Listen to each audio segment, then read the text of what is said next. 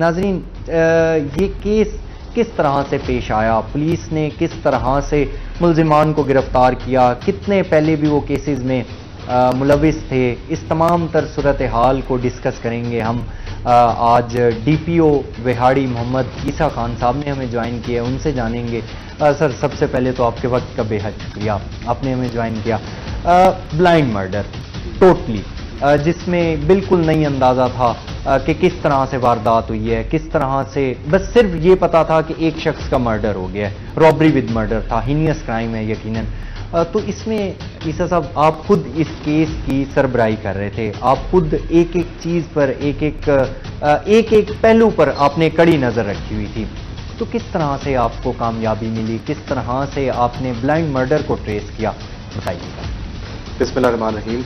21 और 22 सितंबर की दरमियानी रात ये एक दिलखराश वाक़या पेश आया।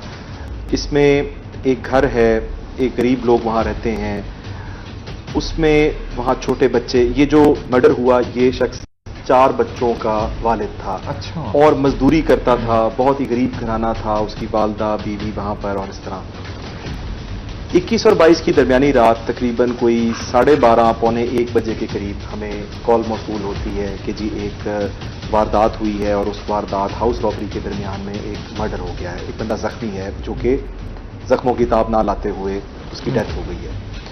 उसी वक्त हमारी लोकल पुलिस मौके पर पहुंची, मैं भी वहां पर पहुंचा और सुबह तक मैं वहां पे मौजूद रहा उस फैमिली के साथ और उनको कंट्रोल किया। हुआ इस तरह से कि घर की जो दीवार है एक साइड पे, वहां पे साथ उसके मकई की फसल थी, वहां से पैदल आते हैं 2 बंदे, उनके हाथ में एक वेपन होता है, एक डंडा होता है, एक पेचकस होता है और वो दीवार फलांग कर अंदर आते हैं। वहां पे परवेज जो मकतूल था वो वहां चारपाई पे सोया होता है, आवाज सुनकर वो जागता है। उसके पास एक बटनों वाला मोबाइल था, उस मोबाइल की छीना झपटी के दौरान में जो मुल्जिमान हैं सफाक, वो फायर मारते हैं और उसके दिल के पास फायर लगता है जिससे मौके पे उसकी डेथ हो जाती है और उसके बाद वो वहां से मुल्जिमान फरार हो जाते हैं। जब हम वहां क्राइम सीन पे पहुंचे, हमने PFSA को बुलाया, एविडेंसेस कलेक्ट करने शुरू हुए, हमने खुरा रवां किया। इसके अलावा वहाँ पे जो पेचकस और डंडा जो था वो दौरान मज़ामत वो वहाँ पे फेंक चुके थे। इसके अलावा जो वहाँ पे जो भी फिंगरप्रिंट्स या फोरेंसिक की जो चीज़ें थी वो हमने वहाँ से कलेक्ट की। तो इस केस का आगाज़ हुआ जो कि टोटली ब्लाइंड केस था। रात की तारीकी थी, कोई CCTV कैमरा नहीं था वहाँ पे। जो चूँकि ये बहुत ही एक गरीब घराने से ताल्लुक़ रखते थे तो इनके पास कोई इस तरह का कि गाँव में जैसे लाइट का कोई अच्छा इंतज़ाम हो, कोई उसमें कैमरास का हो, कोई और चीज़ ऐसी हो, कोई चौकीदार, ऐसी कोई चीज़ नहीं थी। सिर्फ और सिर्फ घर के अपने ही जो बच्चे थे, जो ख़वातीन थी, वो इस केस के चशमदीद गवाह थे और ये सारी चीज़ हमारे पास थी। इसको लेके आगे जब हम चलते हैं तो हमने इसके अंदर क्रिमिनल्स की प्रोफाइलिंग की, जो साबका रिकॉर्डेड मुल्जिमान इस तरह की सरगर्मियों में मुलव्वस रह चुके हैं, घर की चोरियों में, घर की डकैतियों में, उन सब के ऊपर हमने एक बहुत बड़ी डेटाबेस पे वर्क किया।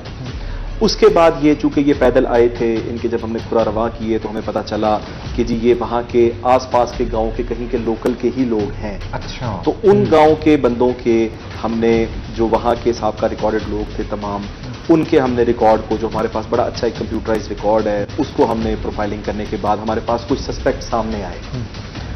इन सस्पेक्ट्स के ऊपर हमारी जो CIA की टीम्स थी, हमारा सदर विहाड़ी थाना, हमारा आसपास के थाने लुडन और दीगर, उन टीम्स को हमने मुतहरक करके रेड स्टार्ट किए और उसके बाद हमें पता लगा कि ये 2 मुल्जिमान हैं जो कि फरार हैं और जो कि यहाँ पे इस वाक़े से पहले तक यहाँ पर रिहाइश पजीर थे। अच्छा। और उनकी जो एक्टिविटी है आफ्टर दिस ऑफेंस वो एक मशकूक एक्टिविटी हो सकती है उसी इर्द गिर्द इलाके में। जी, इर्द गिर्द के इलाके ही गांव।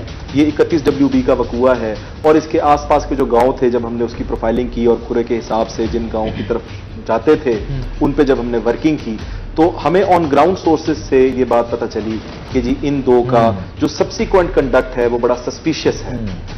उसके ऊपर हमने टीम्स इनके ऊपर लगाई, टेक्निकली इन पे काम किया।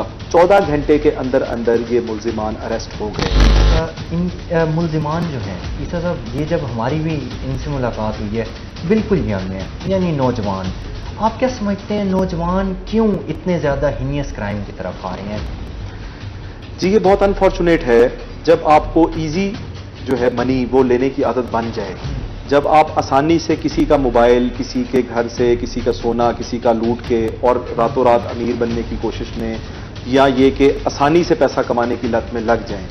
मैंने अपनी सर्विस में कभी कोई डकैत ऐसा नहीं देखा कि जिसकी कोई बहुत आलीशान रिहाइश हो या कोई बहुत वो आलीशान तर्ज जिंदगी गुजार रहा हो, या उसके पास हमेशा आपको जितने भी चोर डकैत हैं वो इंतहाई कसम पुरसी के आलम में ही बज़ाहिर नजर आएंगे।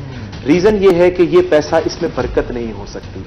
किसी का लूटा हुआ माल आप जो भी कर लें, आप कभी भी, चाहे ये घरों में घुसते हैं, वहां से सोना लेते हैं, बाज दफा बड़ी बड़ी वारदातें होती हैं, करोड़ों की होती हैं, लेकिन एक बरकत का एलिमेंट चूंकि इसमें नहीं होता, तो हमेशा आप इनको कसम पुरसी के आलम में ही जिंदगी और मरते हुए देखेंगे। बिल्कुल सही। ईसा साहब, आपने हमें ज्वाइन किया, बेहद शुक्रिया।